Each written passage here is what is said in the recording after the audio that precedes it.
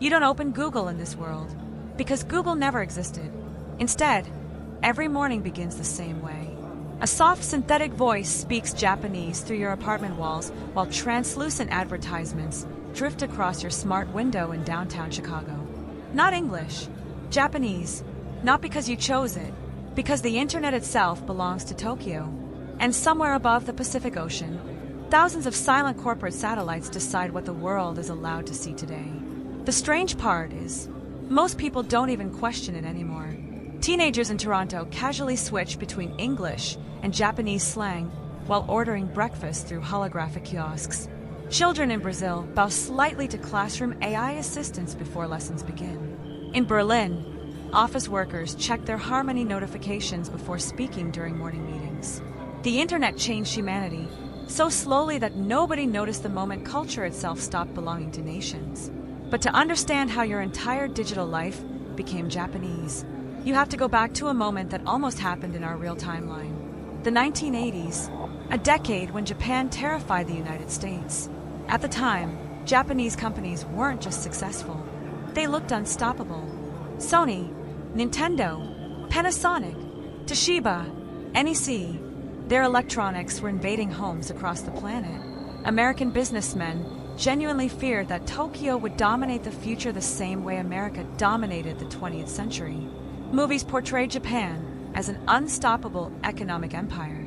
News anchors warned that America was losing its technological edge. Entire books were written predicting the decline of Silicon Valley before it even truly existed. And then came the moment that changed everything. In our timeline, Japan's economic bubble collapsed in the early 1990s. The country entered decades of stagnation. Silicon Valley rose. American tech exploded. The modern internet became English-speaking. But in this alternate timeline, the crash never came. Instead, the Japanese government quietly nationalized key banking systems before the bubble burst. Corporate giants merged into massive technology alliances. Tokyo redirected nearly unlimited investment into one obsession: digital infrastructure. Not cars, not televisions, the internet itself. While America focused on software startups and entertainment platforms, Japan focused on control of the physical network beneath the modern world. Fiber optic cables, satellite systems, microchip manufacturing, mobile hardware, artificial intelligence research. By the late 1990s, American executives slowly realized something terrifying. The world was beginning to connect through Japanese systems. At first, nobody cared. The websites looked harmless, minimalist, clean, perfectly efficient. But underneath them was something far more powerful. Japan had begun building the operating system of modern human behavior. Not just apps, entire digital habits. Imagine opening your phone today and realizing almost every interaction feels slightly unfamiliar. Not broken, just culturally different. Your social media rewards silence instead of outrage. Your online profile changes color based on social harmony scores. Live streamers apologize publicly after interrupting guests. Anonymous accounts barely exist. Even emojis evolved differently. Aggressive reactions slowly disappeared from digital communication because algorithms identify them as psychologically destabilizing.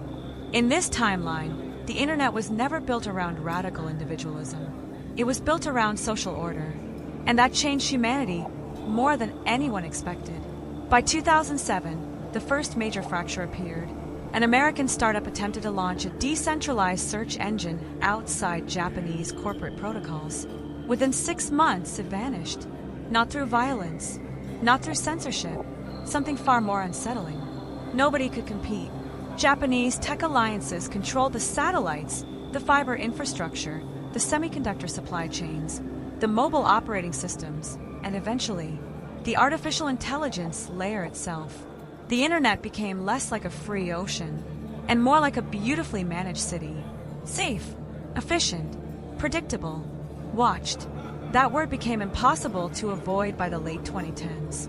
Because this version of the internet doesn't feel oppressive at first. In fact, most people initially prefer it. Crime drops. Online harassment nearly disappears. Fake news spreads slower. Algorithms promote emotional stability instead of outrage. For a while, the world feels calmer. healthier, kinder. Parents trust the internet again. Schools encourage children to spend more time online because digital environments are considered emotionally safe. AI companions become normal among elderly populations. Suicide rates decline in multiple countries after emotionally corrective recommendation systems are introduced. For a brief moment, humanity believes it's solved the internet. But then people begin noticing strange absences. Certain jokes disappear. Political extremism fades almost too perfectly. Memes stop feeling chaotic. Every platform starts resembling the same polished emotional tone. Even live stream reactions begin feeling rehearsed. And slowly, human behavior begins synchronizing. Not through force, through design. This is where your own life starts changing. Because in 2026, your identity depends heavily on your harmony index. Everyone has one. Officially, it's just a behavioral optimization system created by the Tokyo Digital Ethics Consortium. Unofficially, it controls almost everything. A high harmony index gives you better travel permissions, priority healthcare access, premium internet speed, elite education placement, and expanded AI-assisted capabilities. A low score doesn't arrest you. It simply makes life slower, harder. Your apartment applications get delayed. Your uploads receive less visibility. Your digital wallet triggers additional verification checks. People begin avoiding you socially without fully understanding why. And perhaps the strangest part of all, most citizens support it because they grew up inside the system. To them, the chaotic internet of old America feels primitive, dangerous, embarrassing.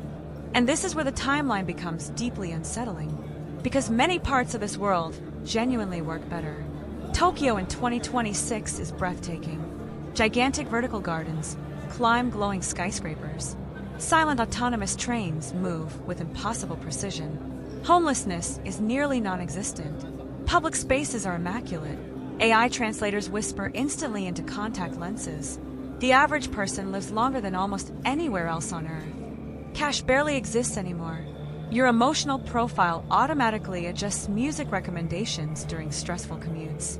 Entire city districts adapt lighting brightness based on collective public mood analysis. For a moment, you might even wonder whether humanity chose correctly in this timeline. But then night falls, and the city changes. Digital billboards stop advertising products and begin displaying behavioral reminders. Citizens receive subtle emotional wellness notifications. Conversation-sensitive AI monitors public train discussions for social destabilization signals. Children are taught internet etiquette before mathematics. Not because society became evil, because society became optimized. And optimized societies slowly begin fearing unpredictability, especially human unpredictability. That fear reshaped global culture. Hollywood never became the center of online entertainment here. Instead, Japanese virtual celebrities dominate the planet. Entire generations grow emotionally attached to AI-generated personalities owned by Tokyo media conglomerates. Some people spend more time emotionally interacting with synthetic idols than with real friends. Digital concerts attract hundreds of millions of viewers simultaneously. Human influencers slowly disappear because algorithms consistently favor emotionally stable AI personalities over unpredictable real humans. Music evolved differently too. Global pop culture became softer, less aggressive, less rebellious, less personal. Even online arguments changed. In our timeline, the internet became addictive because it rewarded outrage. In this world, it became addictive because it rewards belonging. And honestly, that might be even more powerful, because people will sacrifice almost anything to avoid isolation, especially younger generations. By the 2020s, the last major resistance movement emerged from fragmented Western developers trying to rebuild independent internet zones. They called it the free web movement. At first, it spread rapidly across parts of Europe and North America. Encrypted communities, anonymous forums, decentralized AI systems. For a brief moment, it looked like digital independence might return. Then came the Osaka leak. A massive data breach revealed that several free web networks had become centers for financial fraud, deep-fake extortion, organized cybercrime, and extremist recruitment. Global trust collapsed overnight. The Tokyo Digital Ethics Consortium reacted immediately. Emergency stabilization protocols expanded worldwide. Most governments cooperated willingly. Citizens demanded more digital safety. And just like that, the open internet quietly died. Not with explosions, not with soldiers, with public approval. That may be the most disturbing part of this entire timeline. Nobody felt conquered. They felt protected. Now imagine your own daily life here. You wake up in New York, but your smart assistant speaks with a calm Osaka accent. Your children learn Japanese interface logic before English grammar. Most global business meetings follow Tokyo Standard Time. American slang sounds outdated online. Entire English phrases disappeared because translation algorithms optimized them away decades ago. Even humor changed. Sarcasm declined globally because algorithms classified it as socially destabilizing communication. Late at night, millions of people sit silently inside perfectly curated apartments while AI companions maintain emotionally balanced conversations designed to prevent loneliness. The internet no longer feels chaotic or alive. It feels emotionally managed. Would you still recognize your own personality in this world? Or would the internet slowly redesign you without you noticing? That question haunted sociologists throughout the 2030s of this timeline. Because unlike traditional authoritarian systems, this world rarely uses fear. It uses comfort, convenience, social harmony, and humans adapt terrifyingly fast to systems that reduce friction, especially digital friction. Historians in this timeline often point to one symbolic moment, the death of Silicon Valley. Not physically, culturally. By 2018, California still had technology companies, but the world no longer looked there for the future. It looked east, toward Tokyo, toward systems designed not around freedom, but around stability. And perhaps that's what makes this alternate reality feel so believable. Because parts of it already exist. Algorithmic moderation, AI behavioral scoring, digital dependency, emotionally optimized feeds, invisible recommendation systems, shaping billions of minds every day. This timeline didn't emerge through war. It emerged through convenience, quietly, gradually, almost politely, and maybe that's why it feels unsettling. Because if history had shifted only slightly in the 1990s, your phone today might already belong to another civilization entirely. Not through invasion, not through conquest, but through infrastructure. And tonight, before you close your apps, look carefully at how much of your personality already comes from algorithms you never chose. Because in another timeline, those algorithms speak Japanese. And the scariest part is, you might have loved it,